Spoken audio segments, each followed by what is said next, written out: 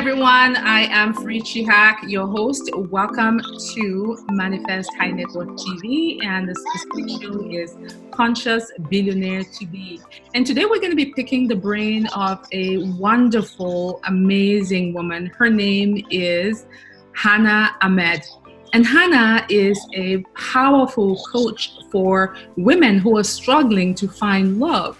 And she helps to get them into a state where they're ready to receive their soulmate and the love of their life.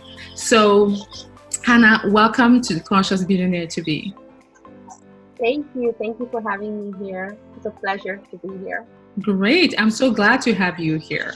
And hopefully you'll be sharing some more about the relationship secrets that you use to help your clients find the loves of their life. But for now, I wanted to start off talking about this exciting vision that you have for yourself to be a billionaire. I know normally not many people start out wanting to be a billionaire. So this is a really cool vision for you. What brought this on? What made you decide to be a billionaire? That's a funny question. Actually, it just occurred recently. Being an entrepreneur, I found that I've been an entrepreneur for over 3 years now. Okay. Before that, I was in corporate. So I never ever thought in corporate that I would ever become or want to ever have a vision to become a billionaire. Mm-hmm.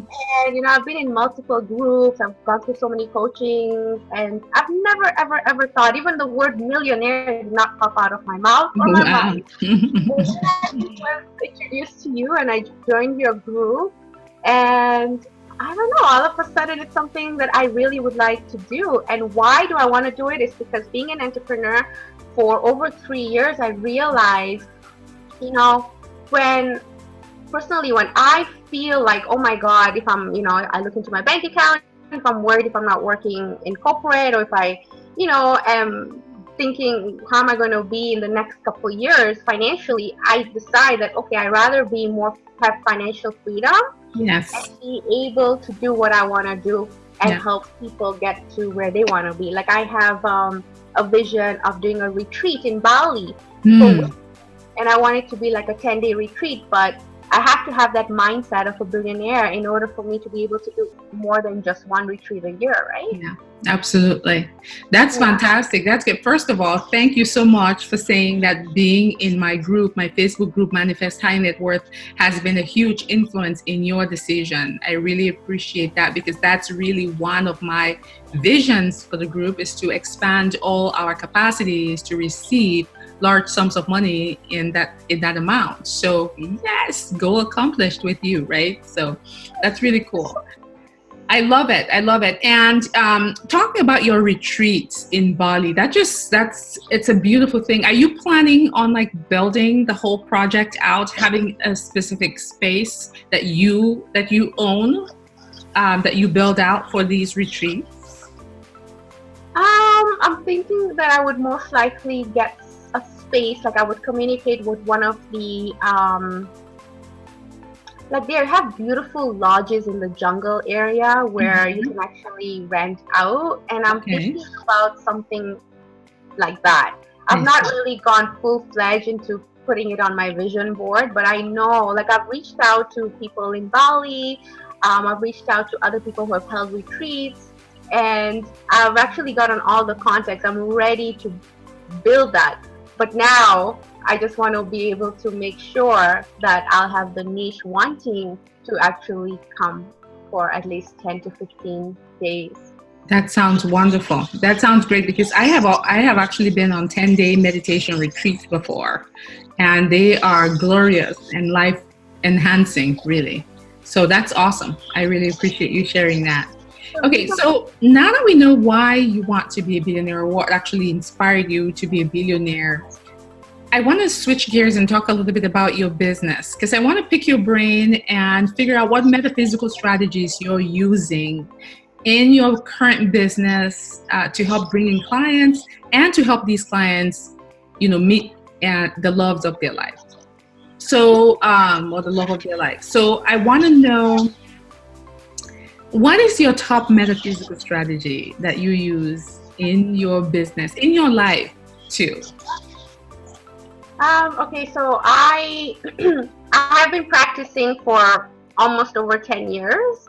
I do daily like rituals, meditations, and so forth. And I've been practicing that a lot on in classes for clients and so forth. Okay. So what I do for myself is I have a daily practice of going ahead and doing my own woo-woo rituals. Yes, of course. Yeah, I mean, those help connect you with your own great juju within. So yeah, absolutely. So my whole life I was very intuitive, right? And I didn't know that was okay. I always kept silent about it. Even when I was a teenager, I'd put on the radio, and right before I like if I wanted to listen to Mariah Carey, I'd be like, oh, Mariah Carey's on this station. And I would put it on, and there was love would start playing, and all this amazing happened to me. But I never really shared it. And when I did share it with other people, they would look at me strange, and they would say, this is something you should not really be sharing with people. Don't tell people about it. It's tricky. Yeah, so I kind of hid it a lot. But going back to your question, basically having this gift, it was not difficult, but I tried pushing it off most of my whole life. I had a deeper spiritual awakening in 2010. And then from there, I started doing Reiki. I started going for courses. And then I started going deeper and deeper into like modern mystery schools. And I started doing different deep Ascension healing processes. I started doing my past life regression, getting to know who I was and who I was in the past. And you know, from the rituals I have learned through the schooling and through my memory from the past life, I also tap in quite a bit on a daily basis while I'm in my meditation into my Akashic records. Wow. Connect with myself. So when I connect with myself and I meet people and I'm working on clients as well, I'm actually just the vessel. I don't allow my human side to come in and interrupt. So that's how I have learned, in order for me to be where I am and in order for me to give me the deep healing for me to help other people, I need to connect deeper with who I am. And sometimes I'll need to tap into who I was in a different time, in a different life, because it gives me the strength and the memory. Because there'll be times I will be doing a deep healing on somebody, and then memory from another time, like the soul memory, very deep, profound work that I haven't learned in this lifetime in a school. So as I continue on to this journey, it's like I constantly am remembering and learning, and then I obviously connect with my clients, and they say, oh my God, I felt that physically. Wow.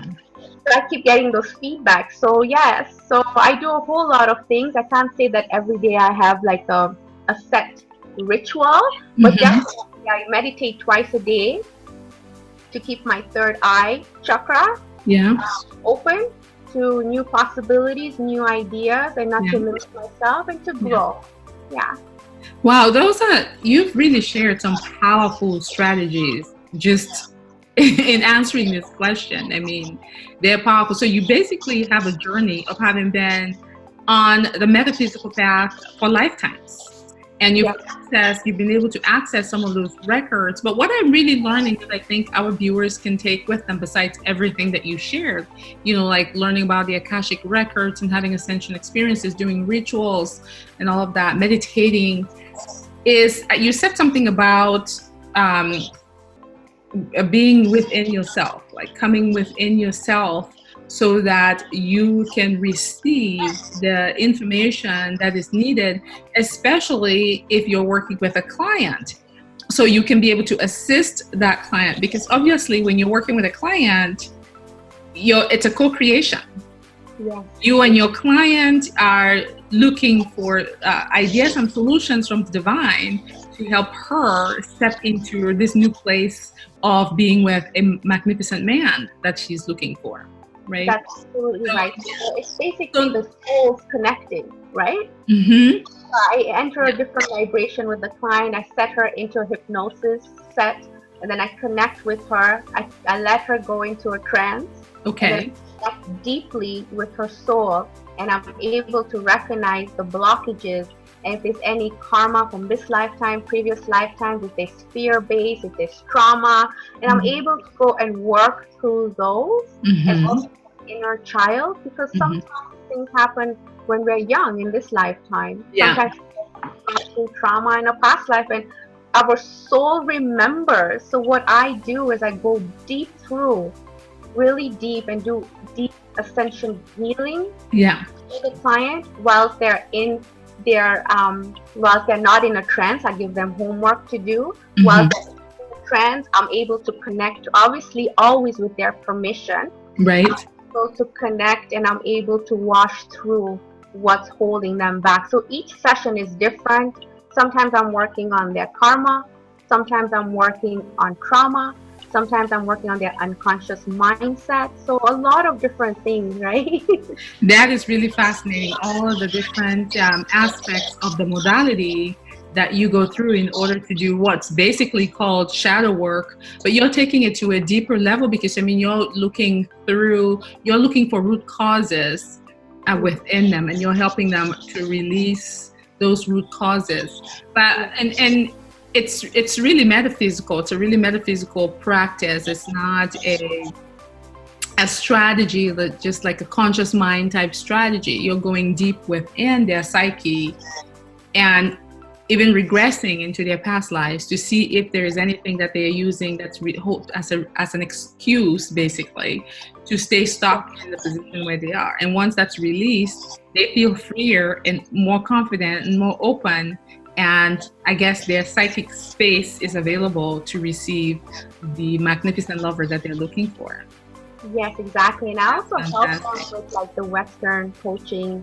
I have to also align them with not only their metaphysical, spiritual, but I need to also align them with their mindset. So some of them, I'll be in conversations with them and they'll say, oh, I'm just dating for fun. Well, if you're really trying to call in your soulmate, so I also try to get the cause, because sometimes they are acting and doing things like self-sabotage manner. So I also go and coach them to see where are they really truly ready to invite the love of their life in, and we go into that as well, right? That's very good. That's a powerful thing to do, because there is a lot of self-sabotage, and sometimes when they're getting closer and closer to receiving the desire, they begin that self-sabotage pattern. So it's a great idea that they have you to help with that. Well, thank you so much for sharing that. I really appreciate it, Hanah. Now let's talk about your giving. I know that as a billionaire, you're definitely going to be giving tons of money away. So many charities and causes are going to benefit from your generosity. Off the top of your head, without necessarily naming the charity, what is one main cause that you feel is definitely going to take up a big chunk of your billionaire dollars? I've always had a dream. So I was born in Kenya, East Africa. I was there for the first 9 years. I was very blessed to have education and so forth. But I also did get to see the areas of women and children suffering. If I have the opportunity to become a billionaire, I definitely would like to open up maybe an orphanage for like a higher education for children, because we need to work on the next generation. I'm very I have a soft spot for women as well. Like I feel like apart from them just being working so hard and being a mother, I would love to create something where they feel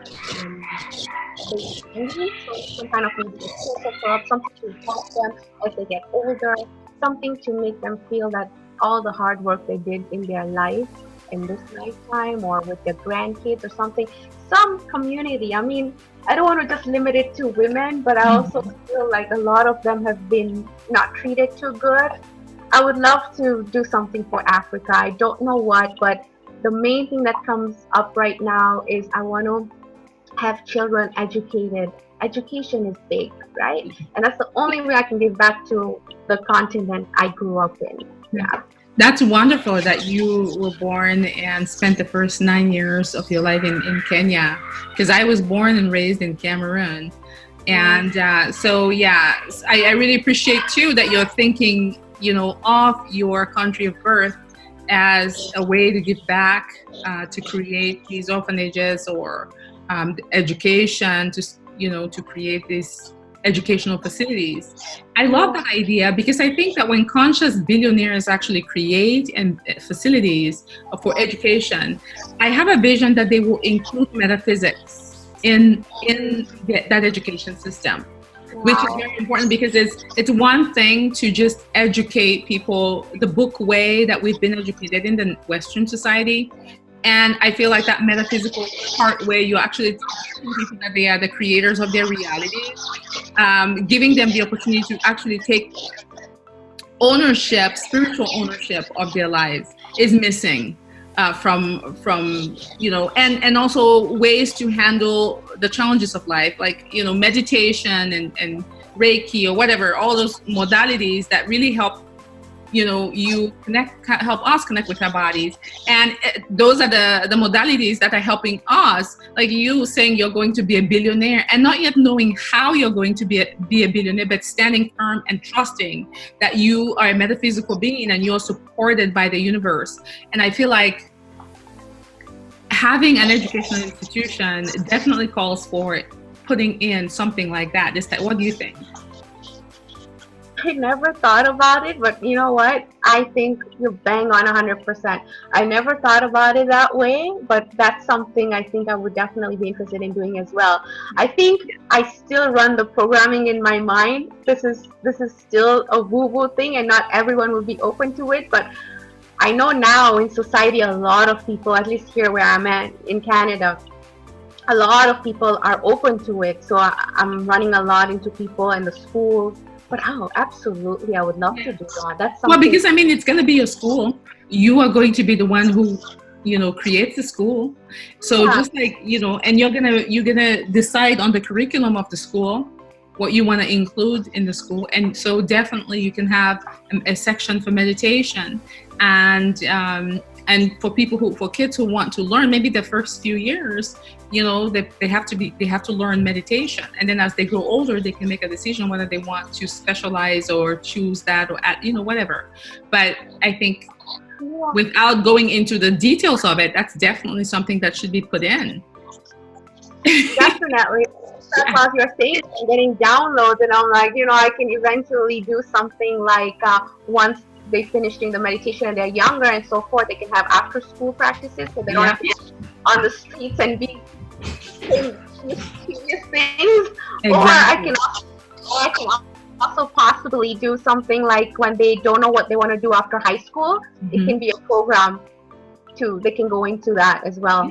Yeah, exactly. There's the possibilities are huge when you're a billionaire. That's one of the great reasons to be a billionaire, right? Okay, so what I want to do next is switch gears from your charity, because you're going to be giving tons of money away as a billionaire. That's a given. The thing that I want to hear about is your luxury lifestyle as well. What is your luxury lifestyle going to be like as a billionaire? What cars are you going to be driving? Where are you going to be living? I'm still working on it, because I don't know, somewhere along the line, when I went really deep into spirituality, I was like told to be humble, and I was told, if you're going to do spiritual work, you have to learn to let go of this materialistic things. And I started to let go of a lot of materialistic things. I still wear jewelry, Michael Kors watches now. I'm wearing this crystals, But my mindset, I'm still working on that. But I've come really down to humbleness. But now I also realize I can have what I want. I don't have to be nasty or anything about it. I've always wanted a Mercedes, white Mercedes. It's something I've always wanted. You're probably going to have your Mercedes way before you were a billionaire, right? You said the Mercedes, the Mercedes. Yeah. Well, because when you look at it, so you're probably going to have it way before you're a billionaire, because you're going to be a millionaire and then you're going to be a billionaire. And the Mercedes are not really that expensive. They seem expensive, but they're not really. So I can see you having your Mercedes this year, even. How fun is that? But then maybe you can have a customized one. Ooh. You can actually customize Mercedes. Leather seats is what I want in it. Ooh. Nice. I love it. I love that you can have your Mercedes this year. And that I love that you can have your Mercedes this year. Really, that's awesome. And then you can, once you have that first one, then you can design it any way you want. If it happens, it happens. But it's not like, oh, I want that. Like, it's there, it's great. But I think the luxury lifestyle, what I would love to have like a big home in Carlsbad, like California. I've always wanted to move to California. I want to have a home by the beach. I want to be able to complete my book. That's travel constantly. I want to be able to have a private jet where if I need to go to Africa or if I need to go to Bali, we need anywhere in the world. But those are the things I want to do. Those are the things, and obviously have a yacht by the. Oh my gosh, you're really speaking my language, Hanah. My goodness, that sounds fantastic. Having your own yacht. I mean, that's like serious billionaire language. Yeah. Having your own yacht, having your own private jet, a fleet of Mercedeses that are custom made just for you. Yeah. I don't want to be in the traffic worried. I just want to have people driving me around. Exactly. Have your chauffeur. You want to have a huge home on the ocean. I was spoiled growing up in Africa. I used to have drivers driving me to school and so forth. So like now I'm going to create that possibility, Absolutely. Absolutely. Without a doubt. Yeah. I mean, you already have the experience, right? I know what I want. I want like a big, huge closet. And I want everything custom designed for me. Everything. With the highest designers. Them to customize my dresses and so forth. Your shoes, your purses, everything customized. Even your lipsticks could have your monogram on them. Yeah, maybe I'll open a line of my own makeup. Maybe. Oh yes.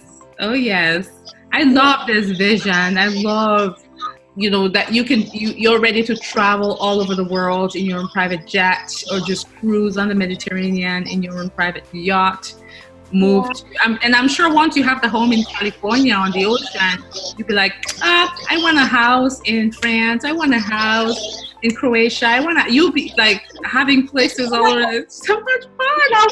You know what my greatest vision would be is if my clients want to see me and they don't want to have a session and they're just globally around and they don't want to have a Skype or Zoom session, but they want to see me, and then I'll let's say if it's in France, then I'll actually take my jet and go to France and give them the sessions, have a retreat for them. Nice. 3-day retreat, and then go enjoy a little bit of Paris here and there. And go shop. I'm a people person. I love communicating with people. I get along great with people. Even when I'm in their energy, I just love it. So I would do that. I would go there. Sounds fabulous. I love it. Hanah. Beautiful, beautiful vision for your billionaire lifestyle. That was just awesome. Totally.